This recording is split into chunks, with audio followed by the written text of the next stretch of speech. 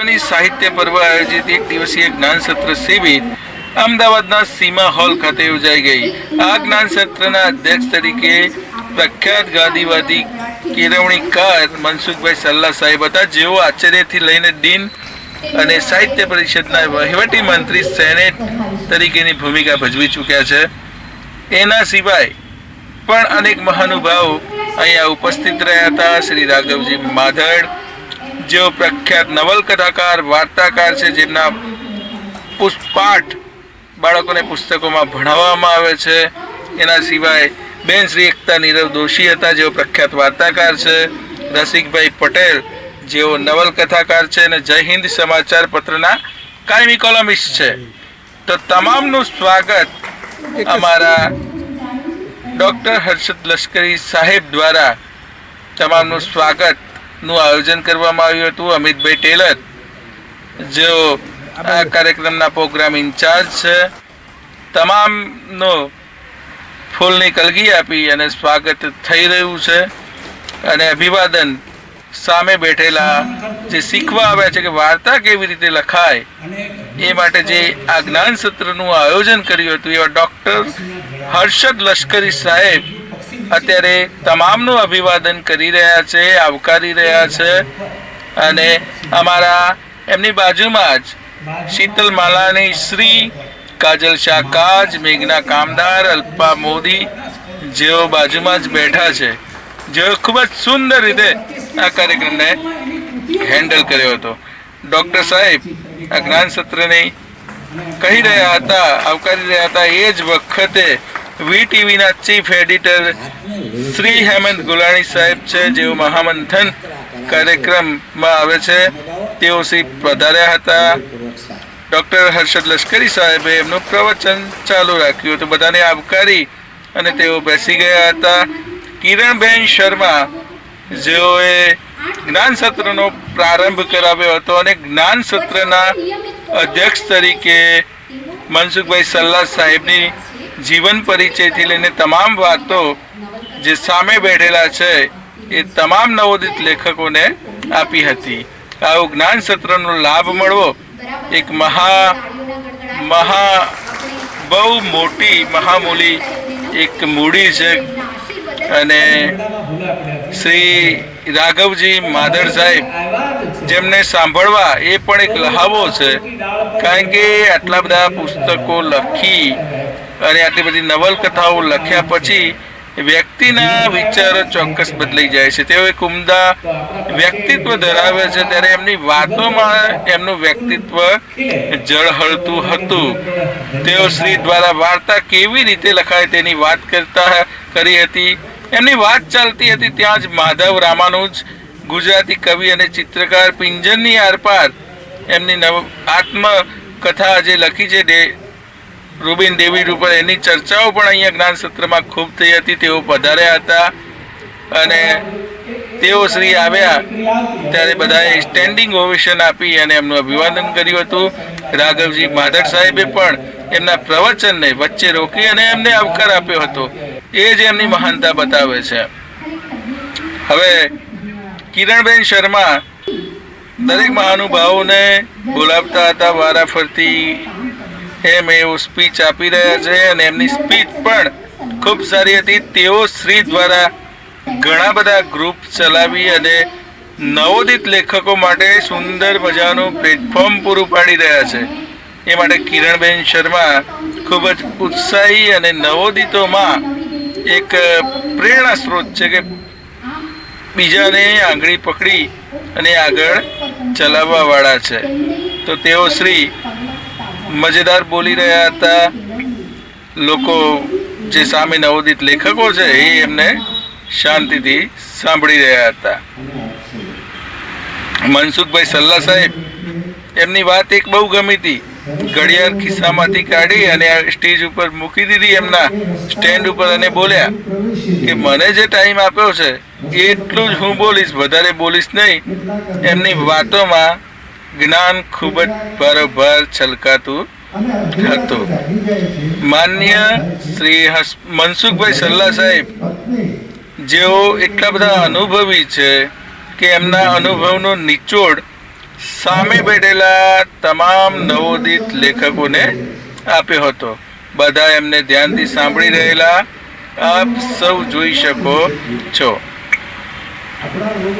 ખૂબ જ સુંદર રીતે થયેલા આયોજનમાં આવવાનો એક લહાવો જબરજસ્ત રહ્યો. તમામ જ્યારે આ વિડીયો જોતા હશે ત્યારે એ દિવસ તમને યાદ આવતો હશે કે આ રીતે અમે બેઠા હતા, આ વાતો અમે સાંભળી હતી. કાર્યક્રમના ઇન્ચાર્જ તરીકે અમિતભાઈ ટેલર સતત સક્રિય માણસ છે. તેઓ માધવ રામાનુજ સાહેબનું સ્વાગત કરી રહ્યા છે, ભેટ આપી રહ્યા છે. હર્ષદ લશ્કરી સાહેબ, મનસુખભાઈ સલ્લા સાહેબને તમામને મોમેન્ટ્સ આપવામાં આવી હતી. તમામને એક યાદગીરી રૂપે ભેટ આપવામાં આવી રહી છે. અને આ હોલના જે હતા માલિક એમનું પણ સન્માન કરવામાં આવ્યું હતું.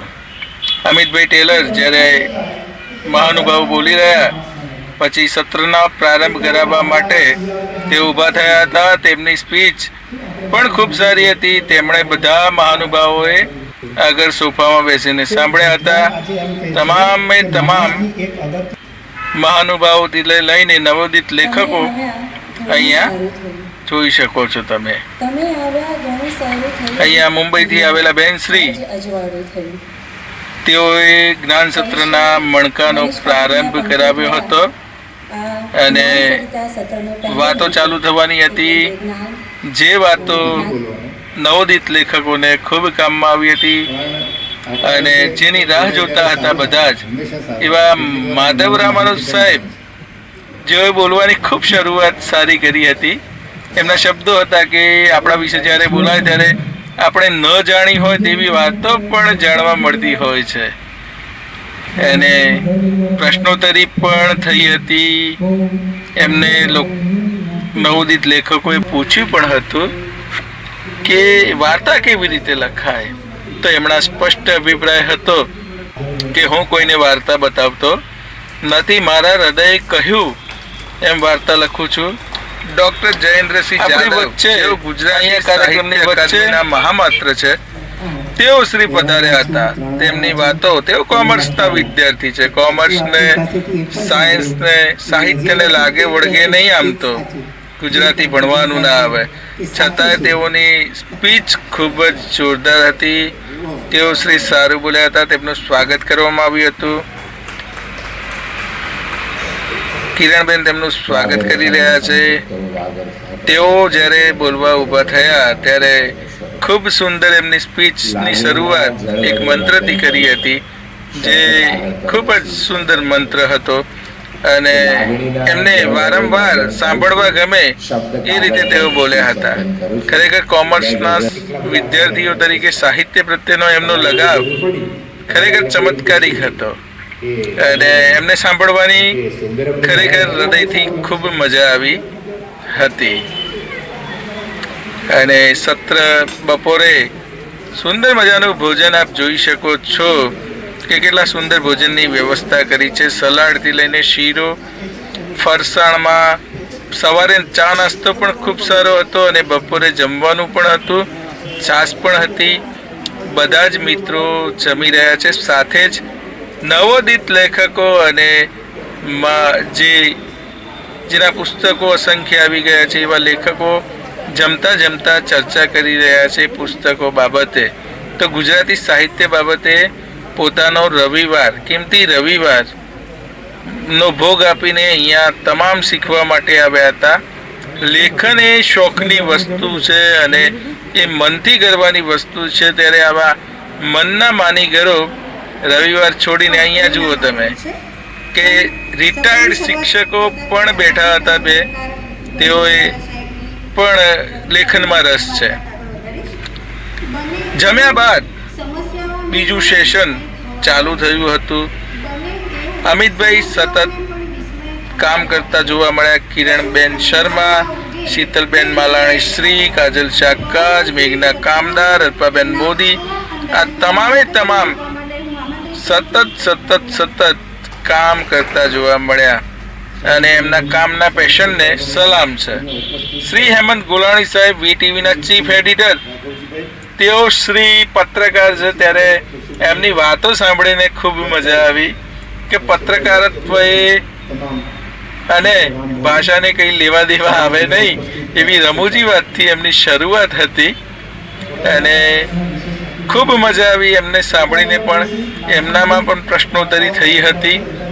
તો એટલી વારમાં જ જે ખૂબ જ ઉંમર નાની છે અને નામ મોટું છે એવા રામ મોરી, સ્ક્રીન રાઇટર, ટૂંકી વાર્તાઓના લેખક, કોલમિસ્ટ, કટાર લેખક, તેઓ શ્રી આવ્યા હતા અને તેઓએ ખૂબ સુંદર સમા બાંધ્યો હતો.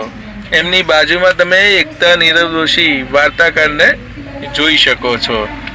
કિરણબેન શર્માએ શીતલબેન માલાણીએ અદ્ભુત પરિચય આપ્યો હતો અને જ્યારે રામ મોરી બોલવા ઊભા થયા અને 53 મિનિટ સુધી સતત એ બોલ્યા હતા અને એમની વાતોમાં ખૂબ જ જાણવા જેવું મળ્યું. આમ તો દરેક પાસેથી ખૂબ જ સુંદર જાણવા મળ્યું છે. દરેક જે મહાનુભાવો હતા, અમારા માર્ગદર્શક હતા, માધવ રામાનુજ, રામ મોરી, ડૉક્ટર જયેન્દ્રસિંહ જાદવ, હેમંત ગોલાણી સાહેબ, શ્રી કેશુભાઈ દેસાઈ, એકતા નીરવ દોશી, રસિકભાઈ પટેલ, પરીક્ષિતભાઈ જોશી સાહેબ, ગુજરાતી સાહિત્ય પરિષદના ગ્રંથાલયના વડા છે, તમામે તમામ જે અહીંયા આવ્યા હતા એમના પાસેથી ખૂબ સારું ભાથું અમને મળ્યું છે. મારી સામે આ તમામ કાર્યક્રમનું વિડીયોગ્રાફી કરતી વખતે મેં તમામ વસ્તુ સાંભળી હતી એટલે જ મને બધું જ મોઢે યાદ છે. અને રામ મોરી જ્યારે બોલવા ઊભા થયા અને જે વાર્તાઓ વિશેની એમની પકડ હતી ને એમના દ્વારા કહેવાયું કે લેખકનું વાંચન સૌથી વધુ હોવું જોઈએ. આમ તો તમામે તમામ જે માર્ગદર્શકો દ્વારા એવી સલાહ આપવામાં આવી કે તમારું જેટલું વાંચન વધુ હશે એટલું જ તમે સારી રીતે લખી શકશો. રામ મોરીએ સમાને ખરેખર બાંધ્યો હતો. એકતા નીરવ દોશી વાર્તાકાર છે અને તેઓએ પણ નાના નાનીની વાતોથી લઈને તમામ વાતોની અહીંયા ચર્ચા કરી હતી. સાથે સાથે આ કાર્યક્રમને અદ્ભુત બનાવવા માટે શ્રી ચૌલા લશ્કરી, ડૉક્ટર હર્ષદ લશ્કરીના પુત્રી છે, જેઓ પણ ડૉક્ટર છે, તેઓએ ખૂબ મહેનત કરી હતી. નવોદિત લેખકોને પ્લેટફોર્મ પૂરું પાડવા માટે જે આ કાર્યક્રમ થયો હતો એની આભાર વિધિ ડૉક્ટર હર્ષદ લશ્કરી સાહેબે કરી હતી. સાચે શાંતિભરી સાહિત્ય પર્વ એક ઉજવણી કરવા માટેનું, એક શીખવા માટેનું, મોજ મજા અને અંદરના ઉત્સાહ અને આનંદને વધારનારું પ્લેટફોર્મ છે. ત્યાં તમે આવો છો તો ખાલી હાથે પાછા જતા નથી, ત્યાંથી કંઈક નવીન શીખીને જાઓ છો. આવા પ્લેટફોર્મ ઉપર તમામને જવા મળ્યું એ બદલ સૌ ધન્યતા અનુભવતા હશે. શ્રી કેશુભાઈ દેસાઈ, જેઓ ખૂબ જ સારા લેખક છે, તેઓને પણ સાંભળ્યા હતા અને છેલ્લે પરીક્ષિતભાઈ જોશી એમને પણ સાંભળ્યા હતા. આ કાર્યક્રમ એકંદરે ખૂબ મજાનો રહ્યો. ચોક્કસ તમે આ કાર્યક્રમને ફરીથી જોયો હશે તો તમને ચોક્કસ ગમ્યું હશે. સૌનો આભાર આ વિડીયો જોવા માટે.